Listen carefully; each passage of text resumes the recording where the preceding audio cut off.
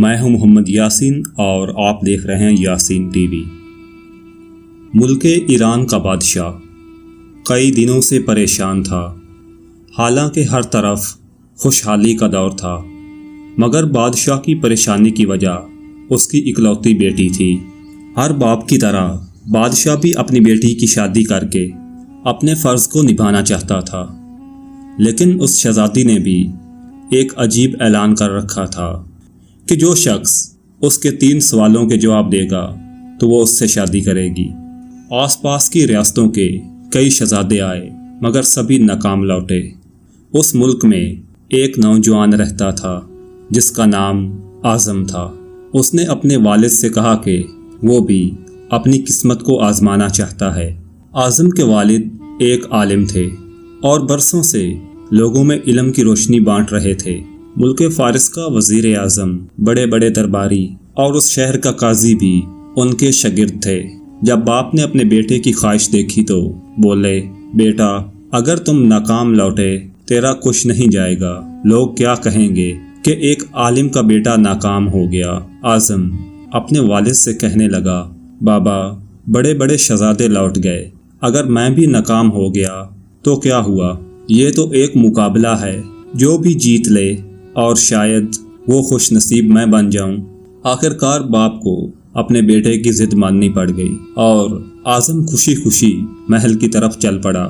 شہر بھر میں یہ خبر جنگل کی آگ کی طرح پھیل گئی۔ مقررہ وقت پر محل لوگوں سے بھرا ہوا تھا۔ بادشاہ اپنے تخت پر بیٹھا تھا اور ملکہ عالیہ بھی محل میں موجود تھی۔ وزیر، امیر، درباری اور عوام الناس سب اس محل میں موجود تھے۔ آخر شہزادی نے اپنا پہلا سوال کر ڈالا۔ اس نے شہادت کی انگلی فضا میں بلند کی۔ اعظم یہ دیکھ کر کچھ دیر خاموش رہا اور پھر شہادت والی انگلی کے ساتھ والی انگلی بھی فضا میں بلند کی۔ یہ دیکھ کر شہزادی مسکرا اٹھی اور ملکہ عالیہ بولی، شاباش اے نوجوان، تم نے پہلا مرحلہ کامیابی سے طے کر لیا ہے۔ پھر دوسرے سوال کے لیے شہزادی اپنی کرسی سے اٹھی اور ہاتھ میں تلوار پکڑ کر ہوا میں چلانے لگی۔ کچھ دیر بعد وہ دوبارہ آ کر اپنی نشست پر بیٹھ گئی۔ بادشاہ سمیت وزیر، امیر، مشیر اور عوام الناس کی نظر اس نوجوان پر تھی۔ اعظم کھڑا ہوا اور اپنی جیب سے قلم نکال کر فضا میں بلند کر دی، شاباش نوجوان، یہ جواب بھی درست ہے۔ ملکہ عالیہ کی آواز دربار میں اٹھی اور اس کے ساتھ ہی دربار بھی مبارکوں کی آواز سے گونج اٹھا۔ یہ 2 سوالات کیا تھے اور ان کے جوابات کیا تھے؟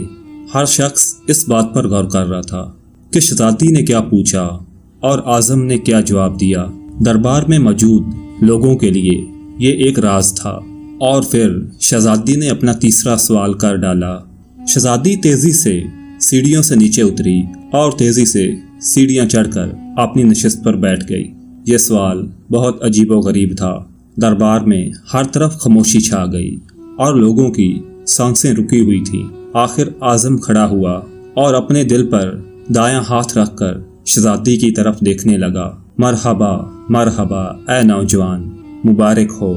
ملکہ عالیہ کی آواز کے ساتھ ہی شہزادی محل کے اندرونی حصے میں چلی گئی اور محل میں مبارکباد کی صدائیں آنے لگیں۔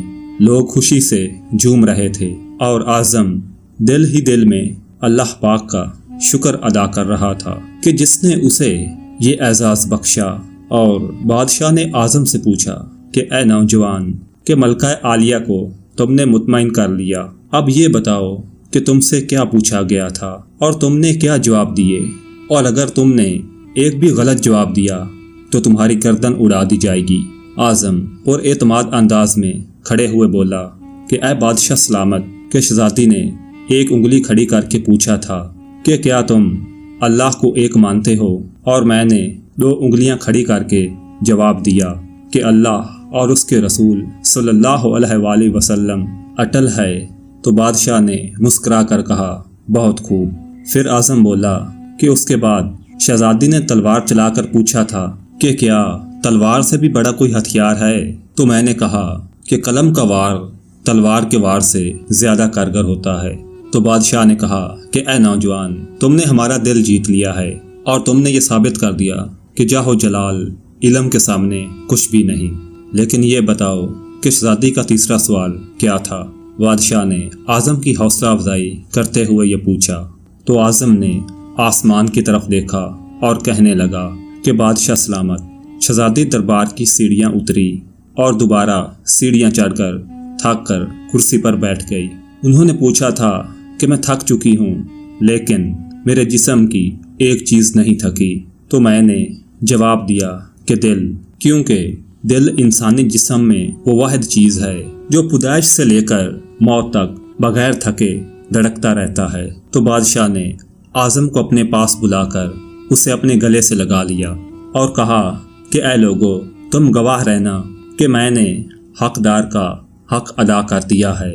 محترم ناظرین، بے شک اللہ اور اس کے رسول صلی اللہ علیہ وآلہ وسلم پر ایمان اٹل ہے، اور دوسرا قلم کا وار دنیا کے ہر ہتھیار سے زیادہ خطرناک ہے، اور تیسرا انسانی دل جو پیدائش سے لے کر موت تک بغیر تھکے دھڑکتا رہتا ہے۔ تو ناظرین، اس طرح کی ویڈیوز دیکھنے کے لیے آپ ہمارے چینل کو سبسکرائب کرتے جائیں۔ اللہ آپ سب کا حامی و ناصر ہو۔